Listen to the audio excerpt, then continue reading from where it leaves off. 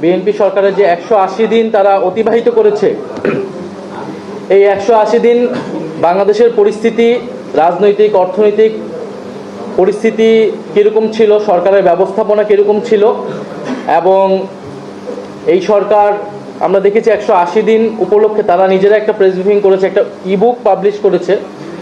তো আমরা সেখানে দেখতে পেয়েছি যে তারা যে প্রতিশ্রুতিগুলো দিয়েছিল সেই প্রতিশ্রুতিগুলোর অধিকাংশই তারা রক্ষা করতে পারেনি, এবং দেশের যে সংকটগুলো তৈরি হয়েছে সেই বিষয়ে তাদের কোনো জবাবদিহিতা নাই। উল্লেখ্য, তারা নিজেদের সফলতা দাবি করছে। তো আজকের প্রেস ব্রিফিংয়ে মূলত আমরা আপনাদেরকে দেখানোর চেষ্টা করব, জনগণকে দেখানোর চেষ্টা করব আপনাদের মাধ্যমে, যে এই সরকার কোথায় কোথায় অব্যবস্থাপনা এবং সংকটগুলো তৈরি করেছে। আজকে একটু আমাদের সময় লাগবে, আশা করি আপনারা আমাদের সাথে থাকবেন।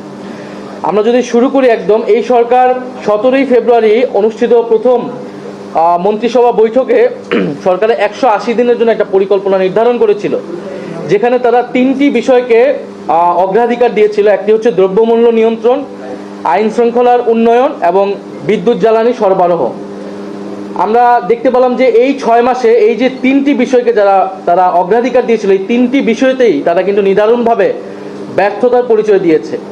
দ্রব্যমূল্যের জায়গা যদি আপনি বলেন, নিত্য প্রয়োজনীয় দ্রব্য যেগুলো আছে 10 থেকে 15 টাকা করে করে সবগুলোতেই বেড়েছে, চাল, ডাল, ব্রয়লার মুরগি থেকে শুরু করে, এবং জীবনযাত্রার যে ব্যয় সেটা কিন্তু ঊর্ধ্বমুখী, এবং নিত্যপণ্যের বাজারে যে সিন্ডিকেট সেটা ব্যাপকভাবে পুরোদমে সক্রিয় রয়েছে। আইন শৃঙ্খলার উন্নয়ন আমরা ডেটা দিব, তখনই আপনারা দেখতে পারবেন যে 6 মাসে, বিগত 6 মাসের তুলনায়, অন্তর্বর্তী সরকারের তুলনায় আইন শৃঙ্খলার পরিস্থিতি আরও কীভাবে খারাপ হয়েছে।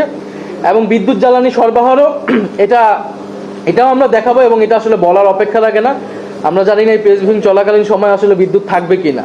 আমরা দেখেছি যে সরকারের একজন উপদেষ্টা, তথ্য উপদেষ্টা, প্রধানমন্ত্রী তথ্য উপদেষ্টা বলেছেন যে শুধু 15 বছরের দুঃশাসন এবং বিধ্বস্ত অবস্থার উপর দায় চাপিয়ে কি নিজেদের অক্ষমতা, অদক্ষতা এবং অব্যবস্থাপনা ঢাকা যাবে?